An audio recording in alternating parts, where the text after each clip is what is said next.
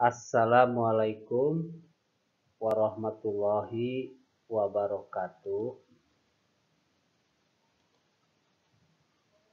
Anak-anakku sekalian, hari ini Bapak akan memberikan penjelasan berkaitan dengan mata pelajaran Masail Fiqhiyah di kelas 10. Nah, untuk materi Masail Fiqhiyah di kelas 10 ini untuk semua jurusan, baik 10 agama, 10 IPA, dan juga 10 IPS. Materi yang akan Bapak jelaskan untuk hari ini yaitu tentang fungsi as-sunnah terhadap Al-Quran. Nah, materi ini adalah lanjutan dari materi-materi yang sebelumnya kemarin Bapak jelaskan melalui link YouTube yang telah diberikan kepada antum sekalian. Nah, oke, simak baik-baik penjelasan yang ada di layar video ini.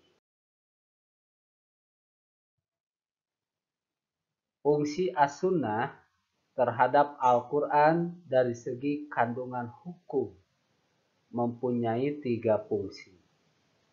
Nah, bagi antum yang telah membaca atau mempelajari atau sudah membuka penjelasan melalui video yang minggu kemarin, tentu sudah tahu dan sudah hafal fungsi as-sunnah terhadap Al-Quran dari segi kandungan hukum mempunyai 3 fungsi ya. Yang pertama yaitu as-sunnah berfungsi sebagai takkid. Takkid itu adalah penguat. As-sunnah berfungsi sebagai takkid, yaitu penguat.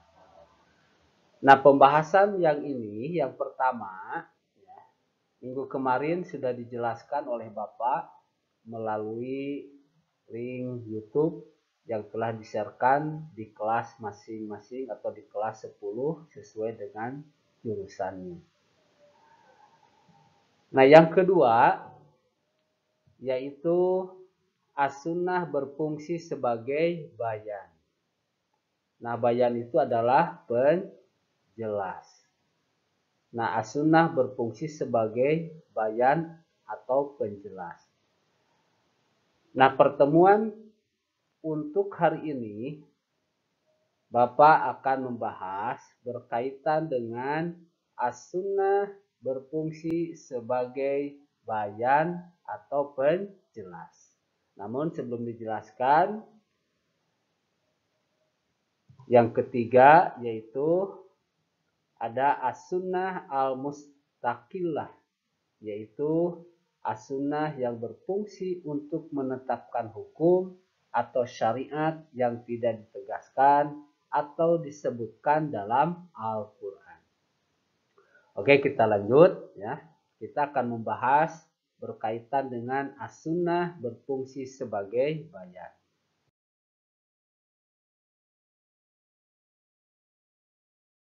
Perhatikan baik-baik penjelasan yang ada di video ini.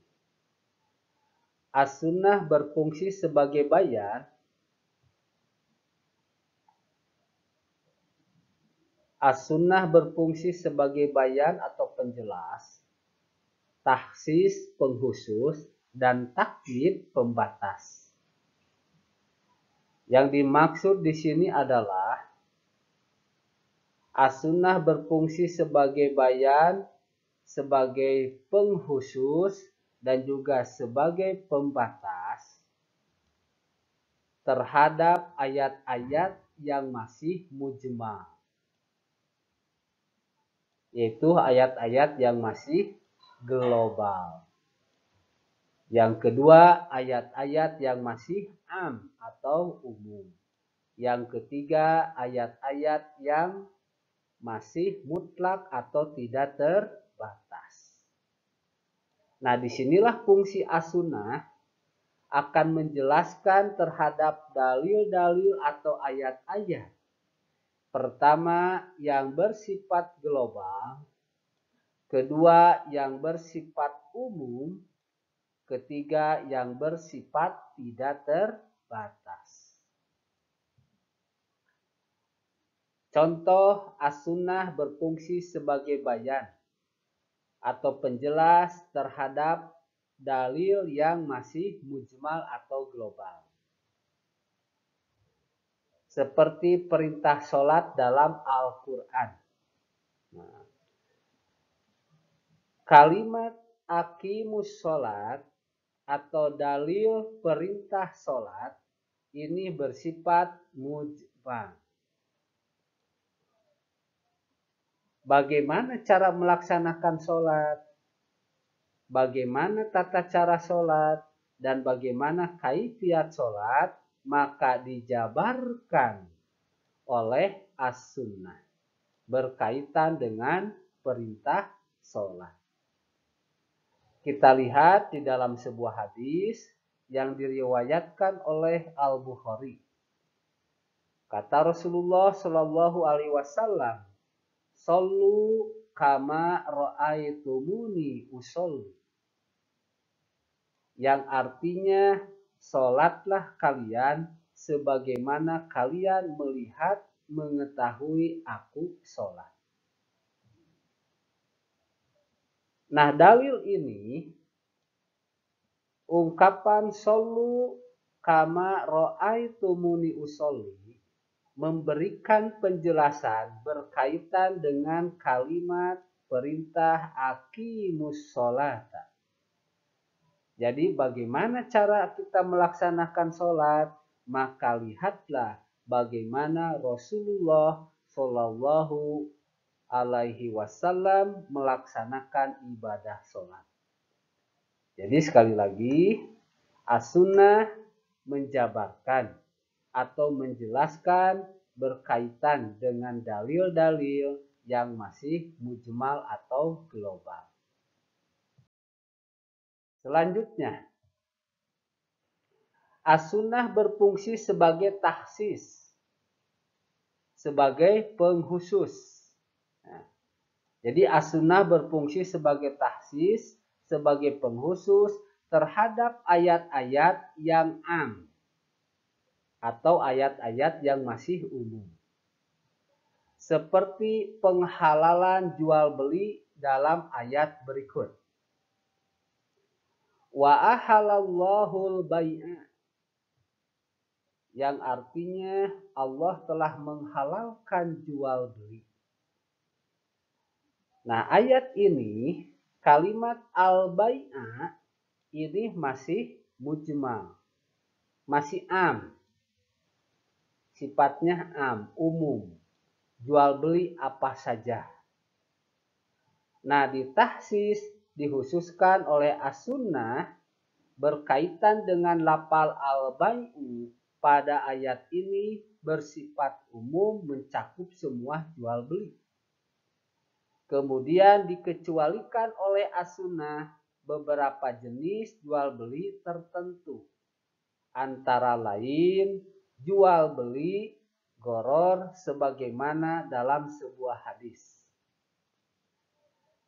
Hadis ini dari Abi Hurairah radhiyallahu anhu qala, naha Rasulullah sallallahu alaihi wasallam an bai'il hasati wa an bai'il gharar. Maaf, sekali lagi ya. Nah, ini kalimat ini bacaannya qala ya, bukan pala. Bapak tambahkan titik satu lagi. Nah, jadi qala. Hadis ini dari Abi Hurairah, ia berkata, Rasulullah Shallallahu Alaihi Wasallam melarang jual beli dengan cara melempar batu dan jual beli gharar, yaitu belum jelas harga, barang, waktu, dan tempatnya. Jadi jual beli itu harus jelas, harus benar-benar sesuai dengan apa yang kita ucapkan.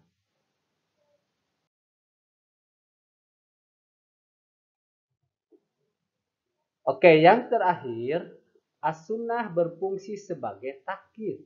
yaitu pengikat terhadap ayat-ayat yang mutlak atau tidak dibatasi. Jadi as-sunnah sebagai takyid itu akan mengikat atau membatasi terhadap dalil-dalil yang bersifat mutlak. Oke, mungkin itu penjelasan dari Bapak.